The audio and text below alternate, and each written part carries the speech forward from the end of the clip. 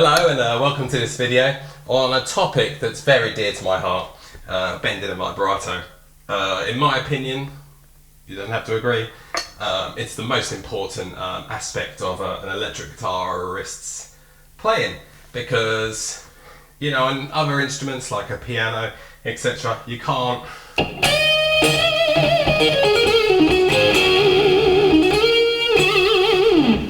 do that kind of thing. You know, that's idiosyncratic to the electric guitar. And for any stringed instrument player, such as a violinist or viola, cello, electric guitar, classical guitar, everything, the vibrato is such a hallmark of the player. You know, you can play fast, slow, wide, shallow.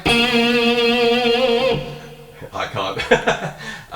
You know, there's so much you can do, you know, with the whammy bar.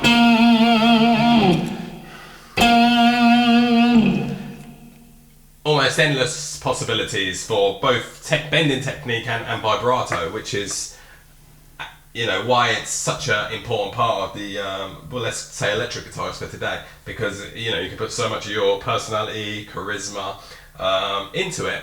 So what's important when it comes to bending is it's in tune, obviously, and what's important with vibrato is whatever speed, how wide it is, etc., is it has to be stable and a consistent speed.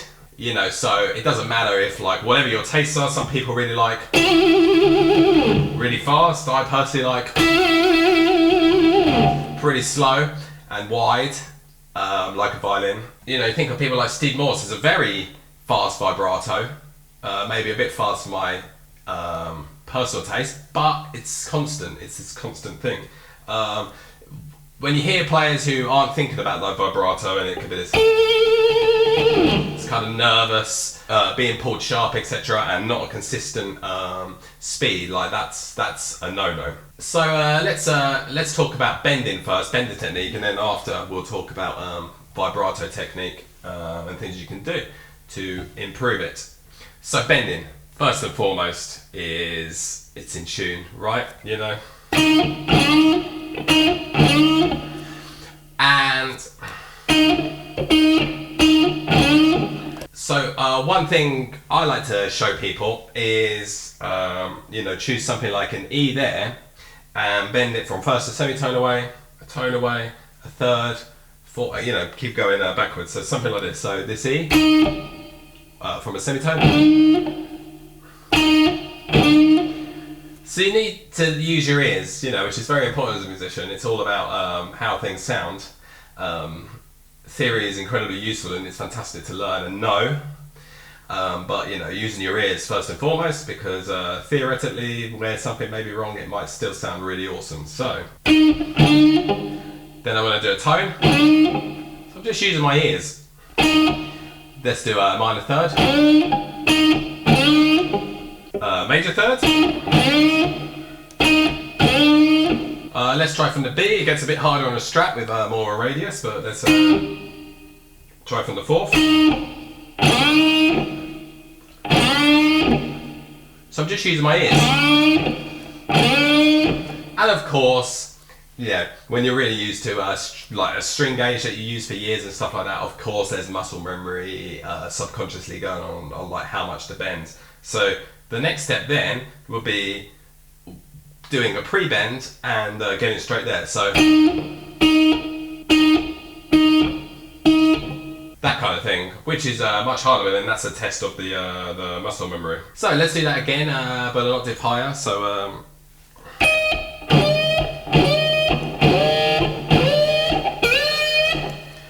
so you see, that's something definitely worth working on, and with the pre-bend it's much harder, but well worth the effort, because yeah, there's really nothing worse to me, and I guess most people, when like the bends are out of tune.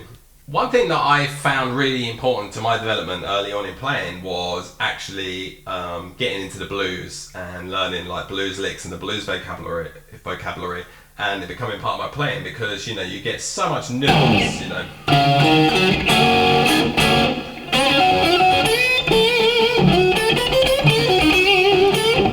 You know, you get so much nuance with stuff like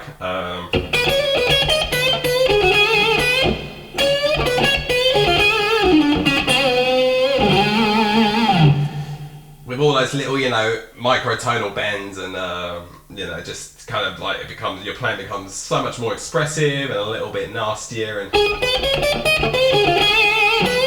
so you know, I really like licks.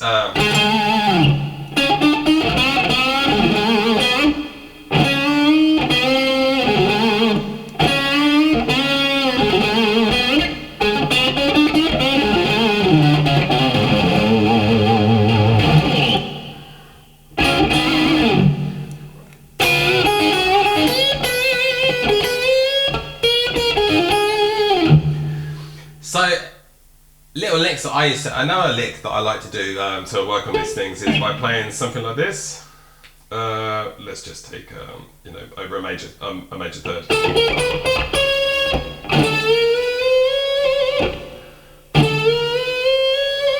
You know, and in the blues, you can play that kind of thing.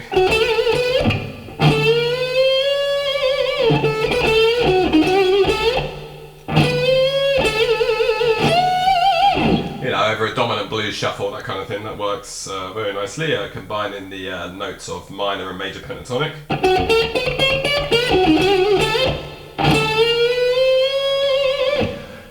So, let's play that. So I'm just playing that, bending from a B flat.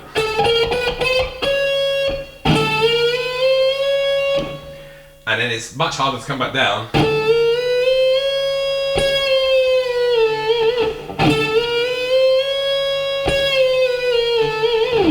So, you know, experiment with that kind of thing. So the classic guitar bend obviously is bending a whole tone.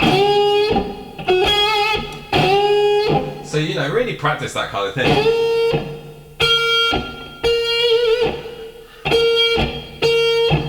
And at first, really try and resist putting any vibrato on there, because I think a vibrato can also hide a multitude of sins. Because if you listen to most rock guitarists, what do? The vibrato's on there straight away.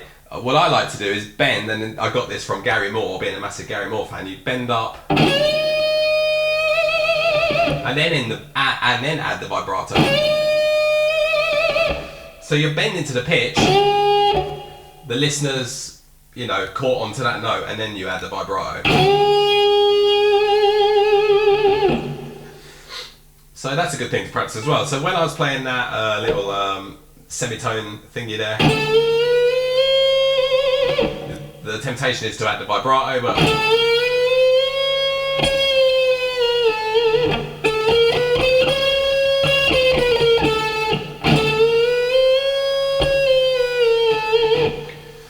and then as you get better at that, and then getting good at the whole tone, you can start doing a minor third, major third,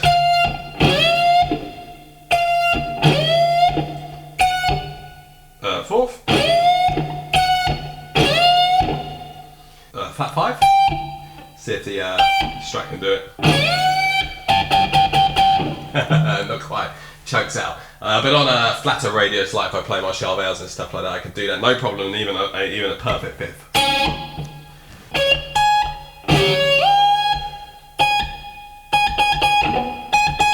There you go, right on it. Another thing to practice, one last thing on bending. You know, I could talk about this subject all day, but a really nice one as well is unison bends, you know. That's so soulful, and also really cool on the electric guitar, because it's just a little bit nasty, you know. There's overtones in there, like they go like, you know, move around, etc.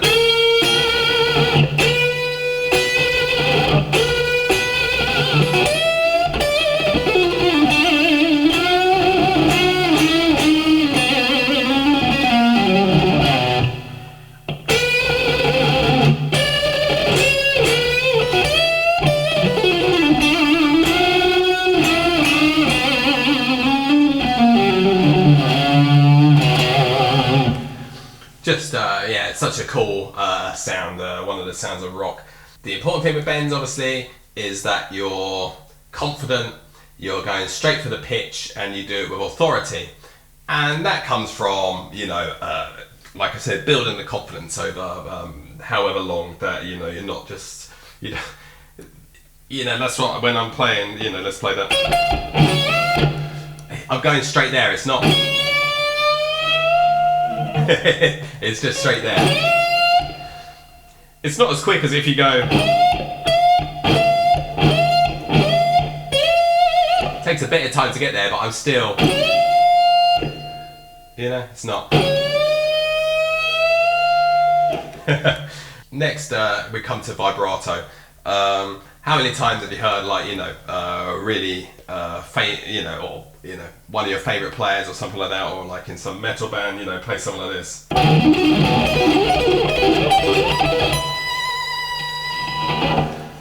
The dying in a bush cat vibrato, just absolutely dreadful. Or,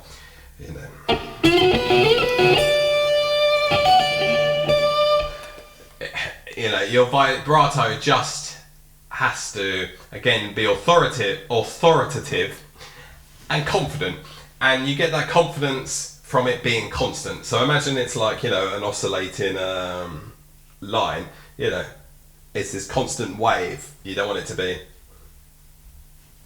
like, it has to be, whatever speed you do, controlled. Whatever finger.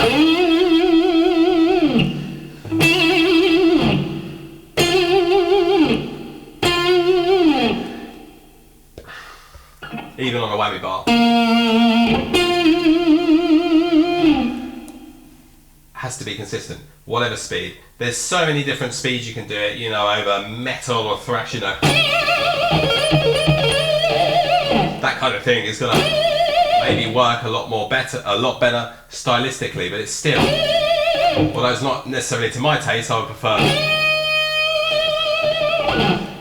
it's constant. And listen to all your favourite players, whoever, listen to them, they got a constant vibrato. Gary Moore is it's always like very quick. Malmsteen. Now, all of these players have something in common, and it's just that it's just really very constant speed all the time. When it comes to vibrato technique, personally, I think it should come from the wrist. You've got more control, you're going to have better health than if it comes through your fingers. I'm not going to say don't do it with your fingers, because the first player I can think of who does is Dimebag Darrell, who, I really used to love Pantera when I was younger or whatever, and I've got a lot of respect for Pantera and for Dimebag's playing. And he got very good results from playing that, so I'm not going to say don't do that. But for me, the vibrato is that motion. How did I practice vibrato? Well, I never really sat down with a metronome and stuff like that. I just worked out very early. Well, I learned a few techniques. There's like the Clapton vibrato. Steve Vai did the circular one. Not that I can. I don't know. I've never really tried that.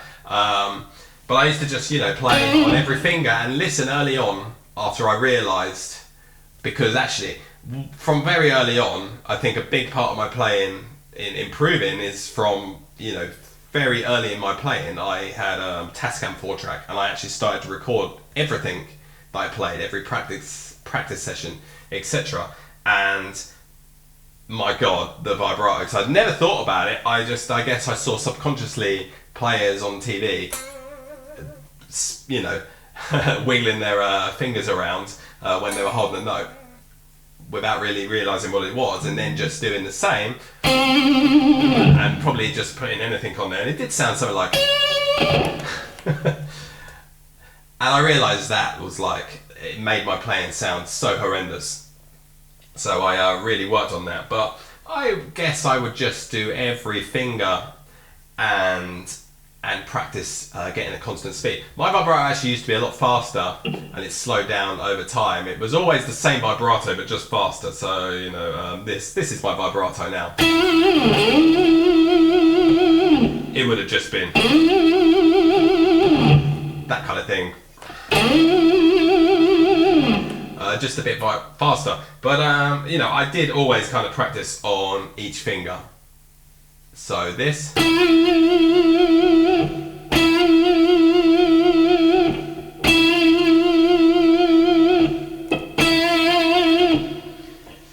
personally don't like to use my pinky for vibrato. Not that there's anything wrong with it, it just never felt quite as controlled for me. So that actually has influenced my playing over the years by, you know, I will use 3 fingers a lot more.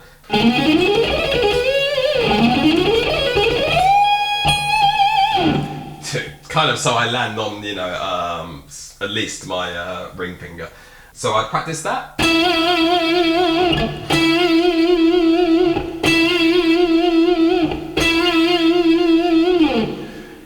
And make sure that it's always the same vibrato, not that it's influenced by what finger, so it's always controlled.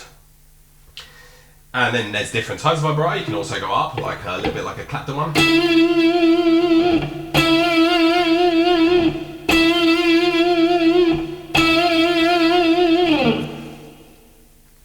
So actually it all sounds, you know, very much the same. And then it comes to bending.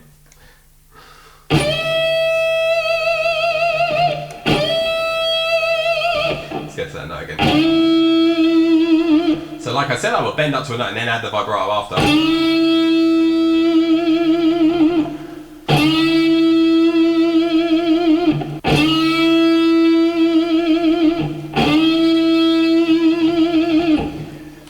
Until recently, I'd always say bend up and not down because you've got the tendency to pull it sharp. When you bend it down, I guess because you've got gravity there pushing against you. That sounds ridiculous, but I think it's true. You've just got more control pushing up. But recently that started coming into my playing a lot more. You know, I've been playing a long time now and I've got a lot of control over my bends, and I feel like I've got enough control to do that. And it's a slightly different sound to, let's play. You know, that just falls under the hands nice sometimes.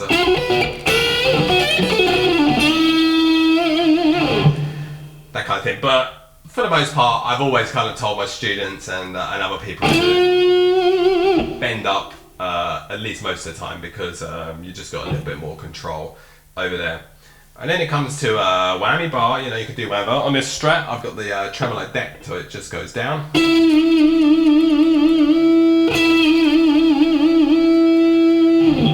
So I'll go into a Floyd Rose guitar quickly, and you know, we'll go through some of the whammy bar on there because it goes up and down. So when you have a floating tremolo, it's nice because actually, unlike something like a vibrato on a violin, which, imagine the notes there, the pitch is actually going up and down on it, where electric guitar vibrato, sorry, is actually just going sharp, as opposed to where. That's the nice thing about a whammy, you know, that goes up and down, is it's floating.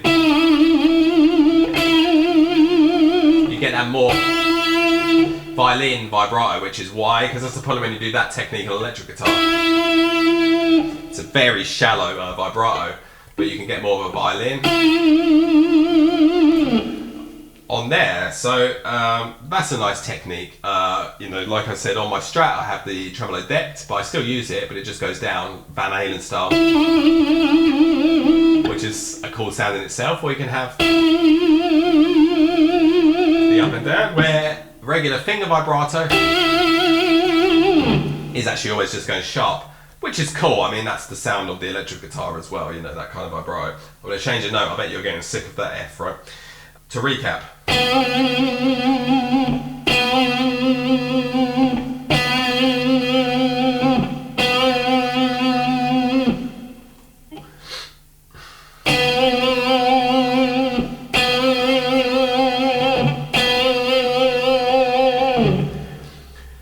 practice all of those, because, when you're playing anything and you're going to land on a certain finger at the end of a run or something like that, you don't want to be in trouble because, oh no, I've landed on my ring finger, or I've landed on my second finger, or oh, I've landed on my index finger, oh no, or my pinky. I can't do vibrato on this one. So I just think that's a good thing to practice. And then that comes down to just personal taste.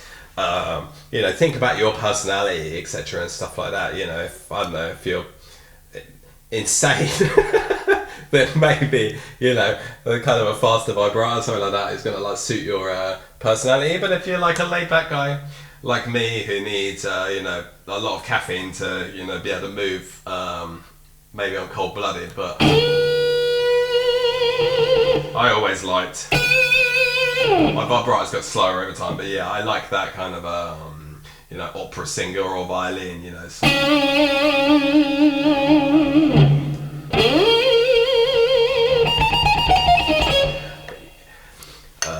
That's a great sound to me. So yeah, just think about your personal taste and what you like to hear, because it's okay, sometimes I listen to my favourite guitarists and their vibrato or something isn't necessarily to my taste. I would play it different.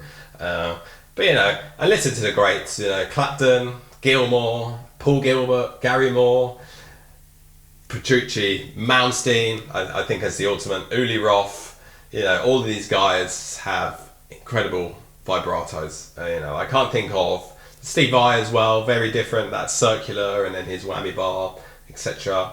Jeff Beck with a whammy bar, Steve Ray Vaughan, Frank Marino, I could go on forever. Eric Johnson has got a great vibrato. All of these guys have very different but very great vibratos, so always listen to the creme de la creme. Anyway, hope that'll help. You don't have to agree with me, but I think it's the most important. It should be like the meat and potatoes of the foundation of your playing. So to use a building analogy, your bending and vibrato is the foundations, and all the other stuff, the fancy stuff on top, is the actual structure, and the structure is going to fall down if you haven't got the foundations, right? So you just don't be this guy.